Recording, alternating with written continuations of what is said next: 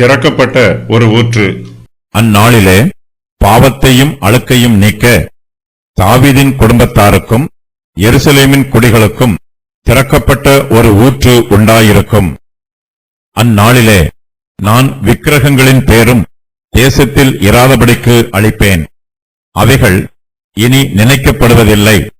தரிசனம் சொல்லுகிறவர்களையும் அசுத்த ஆவியையும் தேசத்திலிருந்து போய்விடவும் பண்ணுவேன் என்று சேனைகளின் கர்த்தர் சொல்லுகிறார். இனி ஒருவன் தரிசனம் சொன்னால் அவனை பெற்ற அவன் தகப்பனும் அவன் தாயும் அவனை நோக்கி, நீ கர்த்தருடைய நாமத்தைக் கொண்டு பொய் பேசுகிறபடியால் நீ உயிரோடு இருக்கப்படாது என்று சொல்லி அவனை பெற்ற அவன் தகப்பனும் அவன் தாயும் அவன் தரிசனம் சொல்லும்போது அவனை குத்தி போடுவார்கள்.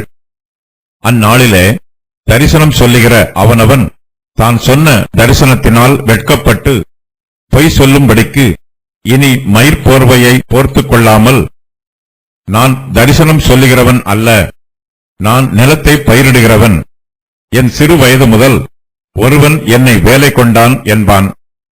அப்பொழுது ஒருவன் அவனை நோக்கி, உன் கைகளில் இருக்கிற இந்த வடுக்கள் ஏதென்று கேட்டால், என் சிநேகிதரின் வீட்டிலே காயப்பட்டதினால் உண்டானவைகள் என்பான்.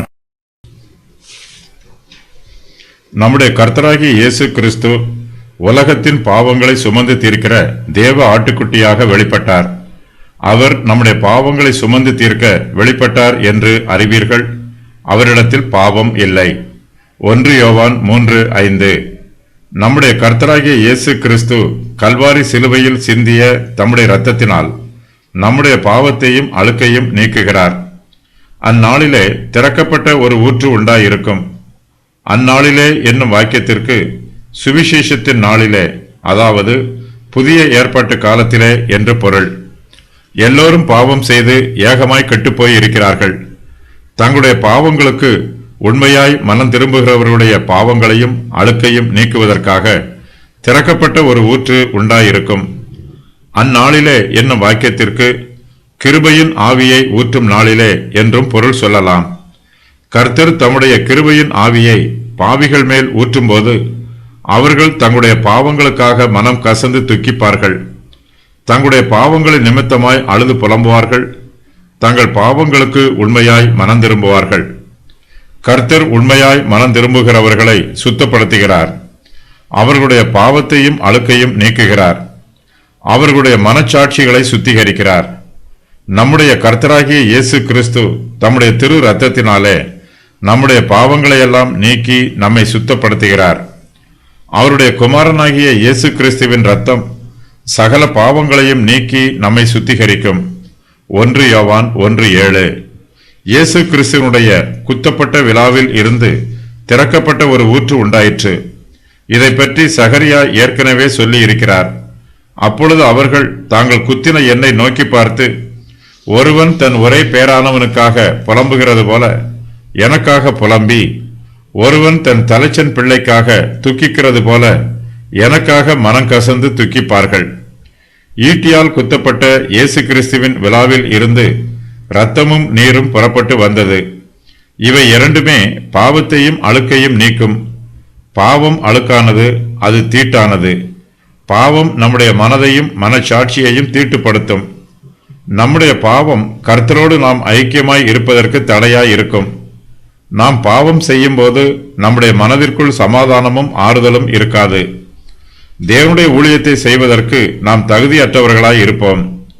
நம்முடைய பாவங்களுக்கு நாம் மனம் திரும்பும் போது நம்முடைய பாவங்களை மன்னிப்பதற்கு நம்முடைய கர்த்தராகிய இயேசு கிறிஸ்து உண்மை உள்ளவராய் இருக்கிறார்.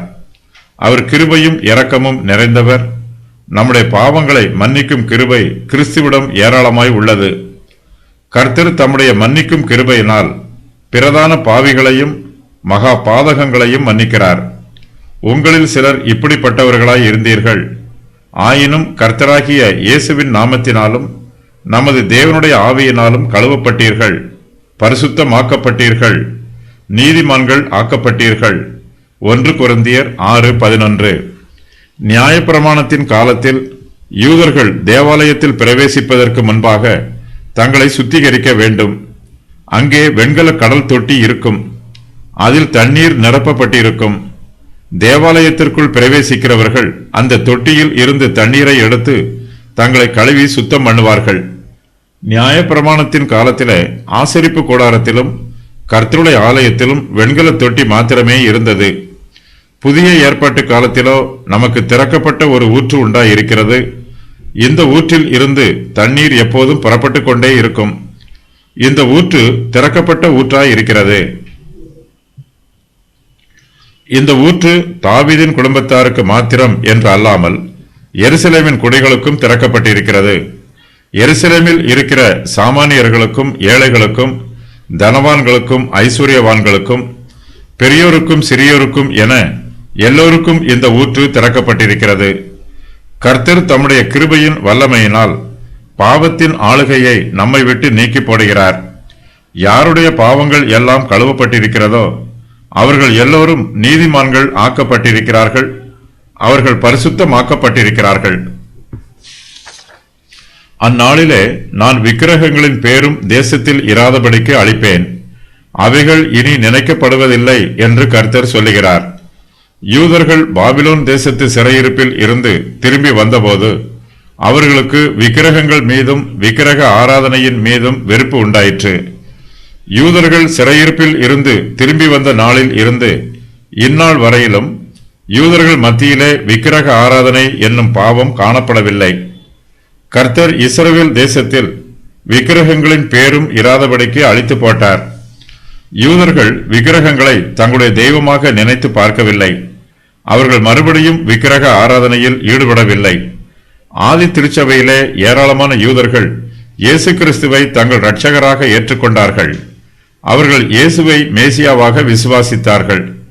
யூதர்களுக்கு அவர்களுடைய பாரம்பரிய பிரமாணங்கள் விக்கிரகங்களைப் போல இருந்தது. ரட்சிக்கப்பட்ட யூதர்களோ நியாயப்பிரமாணம் என்னும் விக்கிரகத்தில் இருந்து விடுவிக்கப்பட்டார்கள். அந்நாளிலே தரிசனம் சொல்லுகிறவர்களையும் அசுத்த ஆவியையும் தேசத்தில் இருந்து போய்விடவும் பண்ணுவேன் என்று சேனைகளின் கர்த்தர் சொல்லுகிறார். பிசாசு ஒரு அசுத்த ஆவி. அவனுடைய தீர்க்கதரிசிகளும் அசுத்த ஆவிகளினால் கள்ள தீர்க்க தரிசனம் சொல்லுகிறார்கள். கர்த்தர் கள்ள தீர்க்கதரிசிகளை தண்டிக்கிறார். கள்ள தீர்க்கதரிசிகளின் உற்றார் உறவினர்களே அவர்களை தண்டித்து போடுகிறார்கள். இனி ஒருவன் தரிசனம் சொன்னால் அவனை பெற்ற அவன் தகப்பனும் அவன் தாயும் அவனை நோக்கி, நீ கர்த்தருடைய நாமத்தை கொண்டு பொய் பேசுகிறபடியால் நீ உயிரோடு இருக்கப்படாது என்று சொல்லி அவனை பெற்ற அவன் தகப்பனும் அவன் தாயும் அவன் தரிசனம் சொல்லும் போது அவனை குத்தி போடுவார்கள் என்று கர்த்தர் சொல்லுகிறார். கர்த்தருடைய ஜனங்கள் மத்தியிலே தேவன் மீது பக்தி வைராக்கியம் இருக்கும். அவர்களிடத்தில் தெய்வ பக்தி அதிகமாய் இருக்கும். அவர்களுடைய பக்தி வைராக்கியம் பாவத்தை வெறுக்கச் செய்யும். அவர்கள் சோதனைகளுக்கு விலகி இருப்பார்கள். கள்ள தீர்க்கதரிசிகளும் தங்களுடைய பாவங்களை உணர்வார்கள். அந்நாளிலே தரிசனம் சொல்லுகிற அவனவன் தான் சொன்ன தரிசனத்தினால் வெட்கப்பட்டு பொய் சொல்லும்படிக்கு இனி மயிர்போர்வையை போர்த்து கொள்ள மாட்டான். கர்த்தர் கள்ள தீர்க்கதரிசிகளுடைய உள்ளத்திலே பேசுவார். அவர்களுடைய மனச்சாட்சியை சுத்தப்படுத்துவார். இதனால் தாங்கள் சொன்ன கள்ள தீர்க்க தரிசனத்தை நினைத்து அவர்கள் வெட்கப்படுவார்கள். அவர்களுடைய தீர்க்க தரிசனங்கள் ஒருபோதும் நிறைவேறாது. அவர்கள் பொய்யை தீர்க்க தரிசனமாக சொல்லி இருக்கிறார்கள்.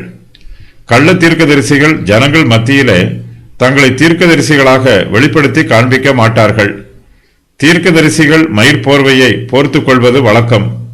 கள்ள தீர்க்கதரிசிகளும் இப்படிப்பட்ட மயிர்போர்வையை போர்த்து கொண்டு ஜனங்கள் மத்தியிலே கள்ள தீர்க்க தரிசனம் சொன்னார்கள். நல்ல தீர்க்கதரிசிகளின் வஸ்திரத்தை கள்ள தீர்க்கதரிசிகள் அணிந்து கொண்டு மாய்மாலம் பண்ணினார்கள். கள்ள தீர்க்கதரிசிகள் தங்களுடைய பாவங்களுக்கு மனம் திரும்புகிறார்கள். அவர்கள் இதுவரையிலும் தங்களை தீர்க்கதரிசிகள் என்று சொல்லிக் கொண்டார்கள். தங்களுக்கு கர்த்தரிடத்தில் இருந்து வெளிப்பாடுகளும் வார்த்தைகளும் கிடைக்காவிட்டாலும் தங்களுடைய சொந்த வார்த்தைகளை கர்த்தருடைய வார்த்தைகள் என்று பொய்யாய் தீர்க்க தரிசனம் சொன்னார்கள். இப்போதோ கள்ள தீர்க்கதரிசிகள் தங்கள் பாவங்களுக்காக வெட்கப்படுகிறார்கள். தாங்கள் உண்மையான தீர்க்கதரிசிகள் அல்ல என்று வெளிப்படையாக தங்களுடைய பாவங்களை அங்கீகரிக்கிறார்கள்.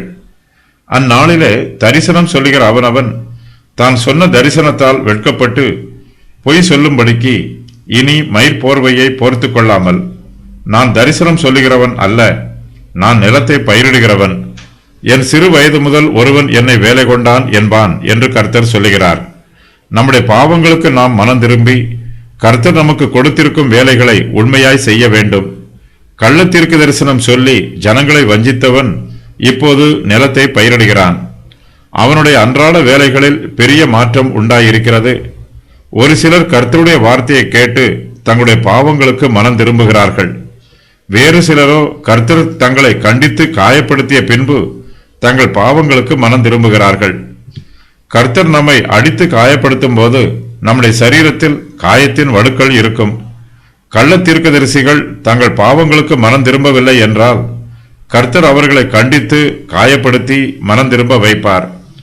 அப்பொழுது ஒருவன் அவனை நோக்கி, உன் கைகளில் இருக்கிற இந்த வடுக்கள் ஏதென்று கேட்டால், என் சிநேகிதரின் வீட்டிலே காயப்பட்டதினால் உண்டானவைகள் என்பான். மனம் திரும்பிய கள்ள தீர்க்கதரிசியின் மனது சுத்தமாய் இருக்கிறது. அவன் பொய்யை விலக்கி உண்மையை பேசுகிறான். தன்னுடைய சிநேகிதரின் வீட்டிலே தனக்கு காயம் உண்டானதை அங்கீகரிக்கிறான். என் சிநேகிதரின் வீட்டிலே காயப்பட்டதினால் உண்டானவைகள் என்னும் வாக்கியத்தை கர்த்தராகிய இயேசு கிறிஸ்து சொல்லுவதாக வேத பண்டிதர்களில் சிலர் விளக்கம் சொல்லுகிறார்கள். இயேசு கிறிஸ்துவின் கைகளிலே ஆணிகளால் அறைந்தார்கள். இதனால் அவருடைய கைகளில் வடுக்கள் உண்டாயிற்று. இயேசு கிறிஸ்து உயிர்த்தெழுந்த பின்பு இந்த வடுக்களும் அவருடைய கைகளில் காணப்பட்டது. இந்த வடுக்கள் தமக்கு எப்படி உண்டாயிற்று என்பதை இயேசு கிறிஸ்து இங்கு விளக்குவதாக வேத பண்டிதர்கள் வியாக்கியானம் சொல்லுகிறார்கள். யூதர்கள் இயேசு கிறிஸ்துவை தங்கள் மேசியாவாக அங்கீகரிக்கவில்லை. அவர்கள் இயேசுவை ஒரு கள்ள தீர்க்கதரிசியாக ஏற்றுக்கொண்டார்கள். இயேசு கிறிஸ்து ஜனங்களை வஞ்சிக்கிறார் என்று யூதர்களுடைய பிரதான ஆசாரியர்கள் சொன்னார்கள். ஆனாலும் இயேசு கிறிஸ்துவுக்கு சிநேகிதராய் இருந்த யூதர்கள் அவரை தங்கள் வீடுகளில் ஏற்றுக்கொண்டார்கள். கர்த்தர் திறக்கப்பட்ட ஒரு ஊற்று உண்டாயிருக்கும் என்று வாக்கு பண்ணுகிறார். இயேசு கிறிஸ்து மாத்திரமே ரட்சிப்பின் ஒரே வழி என்பதையும், பாவத்தையும் அழுக்கையும் நீக்கி சுத்திகரிக்க இயேசு கிறிஸ்துவால் மாத்திரமே முடியும் என்பதையும் யூதர்கள் அங்கீகரிப்பார்கள். தங்களுடைய தேசம் இயேசு கிறிஸ்துவால் மாத்திரமே பாதுகாக்கப்படும் என்பதை புரிந்து கொள்வார்கள்.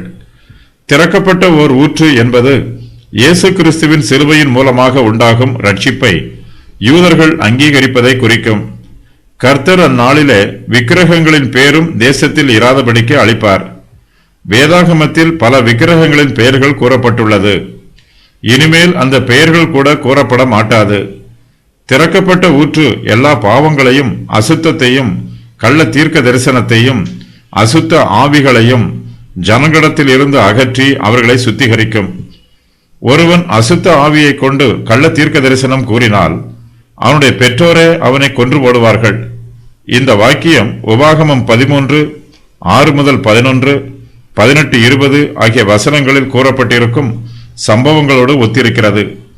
சகரியா 13:1-5 வரை உள்ள வசனங்களில் கள்ள தீர்க்கதரிசிகளை பற்றி கூறப்பட்டிருக்கிறது. இந்த வாக்கியத்தில் மேசியாவை பற்றி கூறப்பட்டிருக்கிறது. இந்த வாக்கியம் இனிமேல் நிறைவேறும். அப்போது மேசியா தம்முடைய பாடுகளையும் மரணத்தையும், தம்முடைய சரீரத்தில் இந்த வடுக்கள் உண்டான வேளையையும் ஜனங்களுக்கு தெரியப்படுத்துவார். மேசியாவின் காயங்களை பற்றி பல வசனங்கள் விளக்கி கூறுகின்றன. இயேசு கிறிஸ்து தம்மை காயப்படுத்தினவர்களை கூட தம்முடைய சிநேகிதராக பாவித்தார். சிநேகிதரின் வகைகள். மெய்யான சிநேகிதர். இவர்கள் இயேசு கிறிஸ்துவை பின்பற்றி அவருக்கு கீழ்ப்படிவார்கள். சிநேகிதராக ஆகக்கூடியவர்கள். இயேசு கிறிஸ்துவின் சரீரத்தில் காணப்படும் வடுக்கள் மூலமாக இவர்கள் கிறிஸ்துவின் சிநேகிதர் ஆகலாம். தம்முடைய சரீரத்தில் காயங்கள் உண்டாகவும் சிலுவையில் பாடுகளை அனுபவிக்கவும் இயேசு கிறிஸ்து சம்மதித்தார். தாங்கள் தம்முடைய மெய்யான சிநேகிதராக வேண்டும் என்று கிறிஸ்து இந்த பாடுகளையெல்லாம் ஏற்றுக்கொண்டார்.